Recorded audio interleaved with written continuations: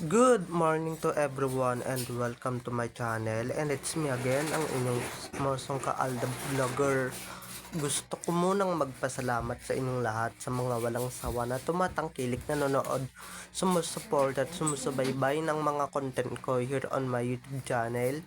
So wag ninyong babaktawan o lalaktawan tong ating content ngayong araw. I'm sure na hindi ninyo pagsisisihan na pinanood nyo ito mula umpisa hanggang hulihan. And syempre, wag ninyong i-skip yung segment, okay? And don't forget to share this video para mas lalong lumaganap. So, dumako na tayo sa ating main topic for today's video.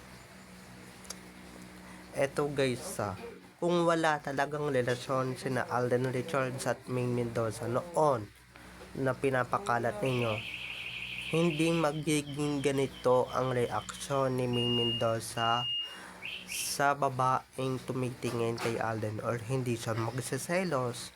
So, ito na guys, watch this. Mamaya ipapaliwanag sa inyo ng buong buo. So, ito na guys, watch this.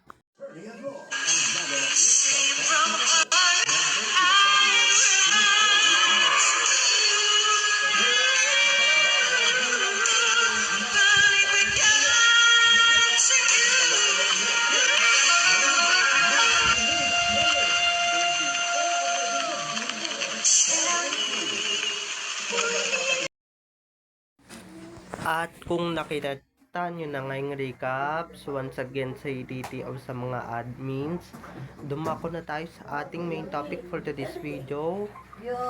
Gaya nga ng sinabi ko kanina, eto guys, natatandaan nyo ba nung nag-guest sa Boom si Mikey Quintos? Dahil naging sensational nga ito noon. At ito nga ang siste guys, ito nga ang ganap.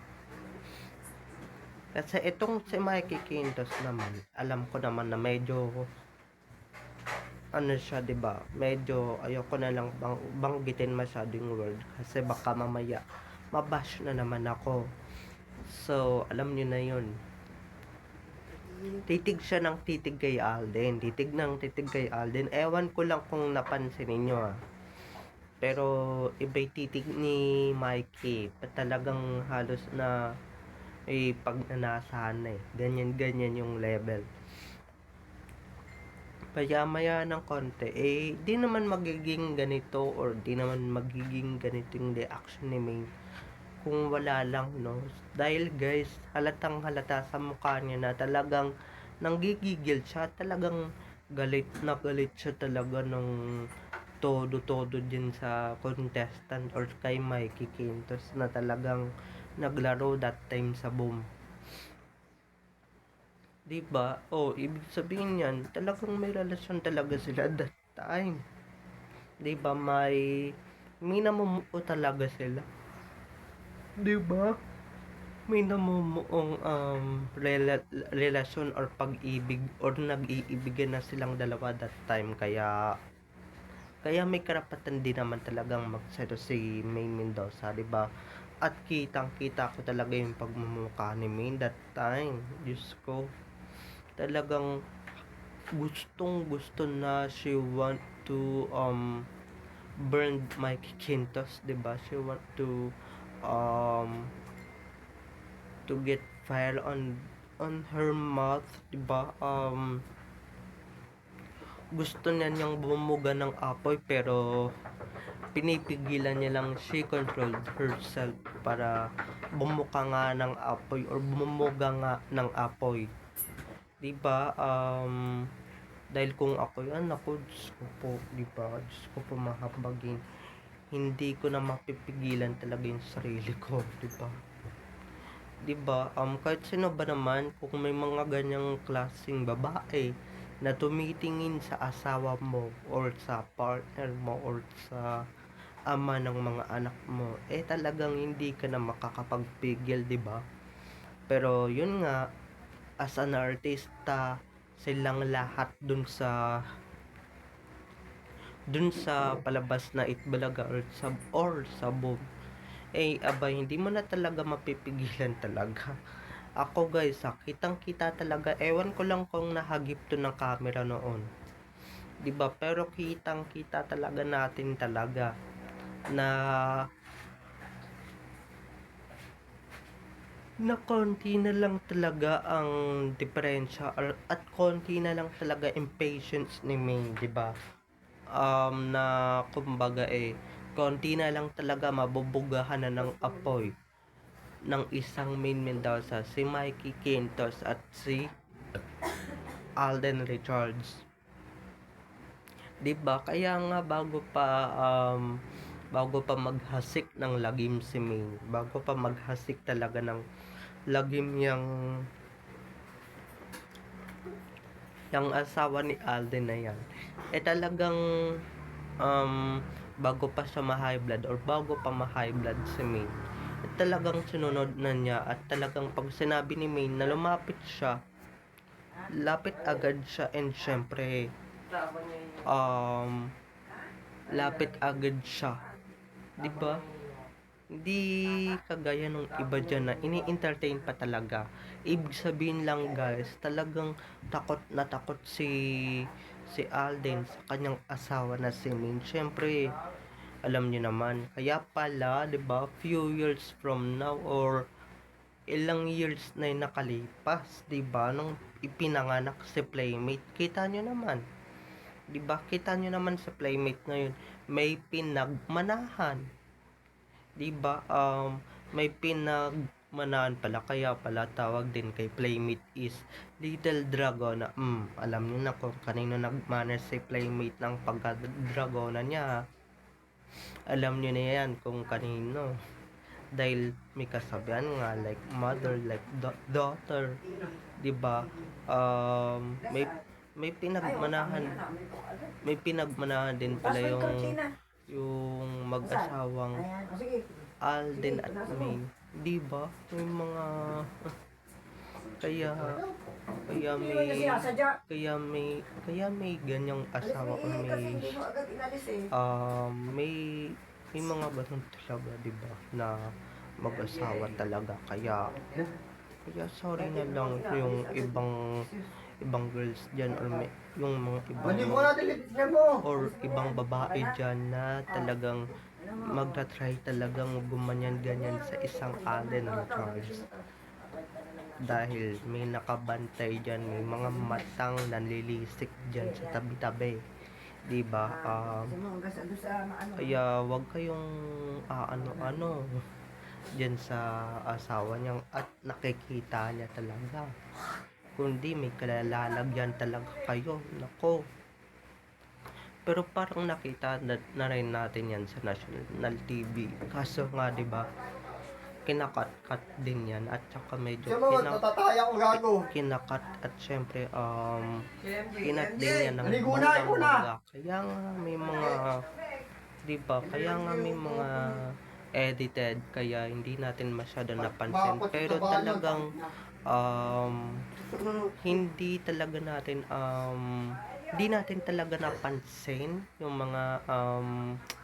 yung mga ganong instances, kasi nga 'di ba, masyado tayong naka-focus dati sa Adam, alam naman natin yan, pero kung napansin niyo at kung napansin niyo na talaga ng bonggang-bongga yung mga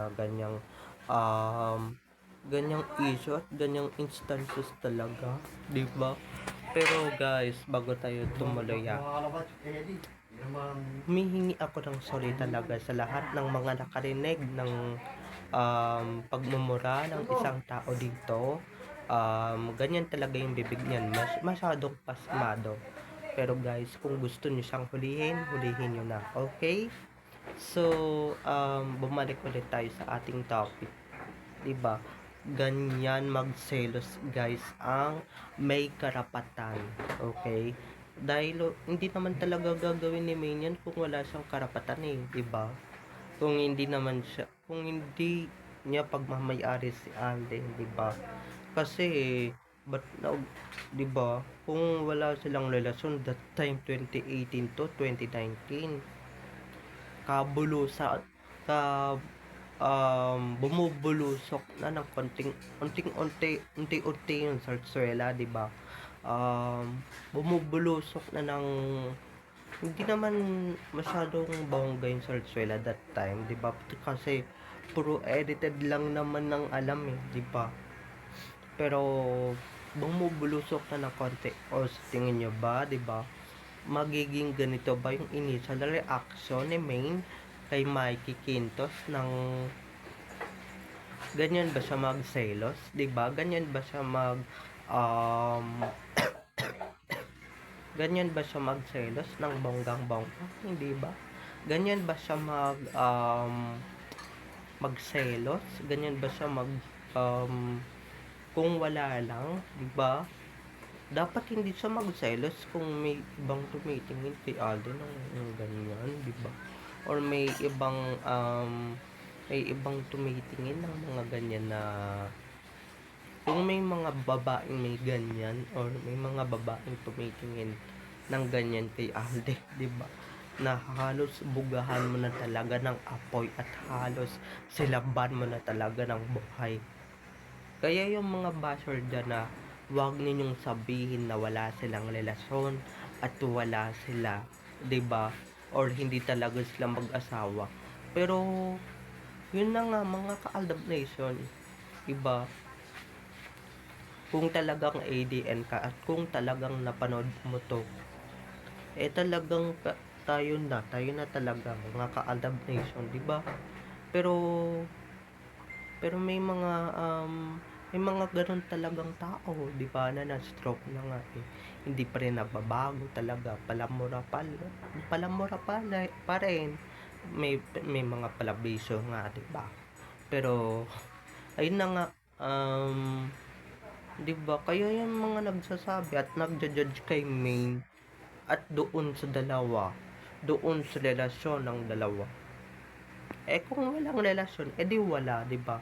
Pero ako guys, 'di ba? Kung ako talaga, 'di ba, ang susumahin ninyo or tatanungin ninyo na True Blooded ADN since 2015 talaga. Eto nga, 'di ba?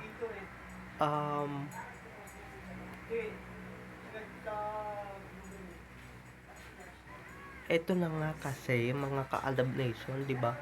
May mga ganyan talagang pag-iisip or pag-uugali talaga yung mga tao na talagang hindi sila naniniwala, pero kitang-kita nyo naman talaga ng buong mata ninyo or ng dalawang mata ninyo talaga kung ano talaga yung naging initial reaction ni Main, 'di ba?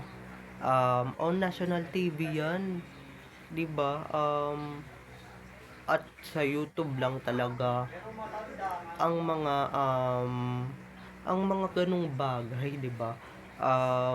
Noon ko lang talaga napansin yung mga ganyan kasi nga naman, 'di ba? Kahit naman sino talaga tinititigan ng Mikey Quintos na 'yan, 'di ba? May pagkaano rin may pagkamaharot din no? Hindi siya rumispeto pero wag niyang subukan talaga that time or talagang hindi niya talaga trinay na lumapit talaga kay Alden Richards kung hindi talaga may kalalalagyan siya sa basurahan, 'di ba? Dahil konti na lang talaga sisigaan na siya ni Ming, 'di ba? Pero natatawa na rin talaga natatawa na rin talaga ako dahil noon pa man di pa ako vlogger nakita ko na yan na talagang iba talaga yung initial reaction ni Main or naging reaction ni Main, talagang magiging violent reaction na yan pag hindi pa siya talaga nakapagpigil dyan sa babaeng yan, di ba? Kaya ito nga si Alden takot na takot, di ba? Pero sa titig lang talaga, totoo pala yung kasabihan na madaan ka lang talaga sa titig, talagang matatakot ka na talaga, 'di ba? So, bye-bye na mga ka-ADN. I love you all. Have a nice day. Keep safe. And God bless everyone. Bye-bye. I love you all. Enjoy watching everyone. See you on my next videos. Don't forget to subscribe to my YouTube channel. And syempre, Don't forget to click the notification bell para pag nag-upload ako, kayo agad ang unang-unang manonotify sa aking mga susunod pang i-upload na mga videos. Okay, so bye-bye na mga ka-ADN. I love you all. Have a nice day. Keep safe and God bless everyone. Bye-bye. I love you all. Enjoy watching. See you on my next videos. Bye-bye.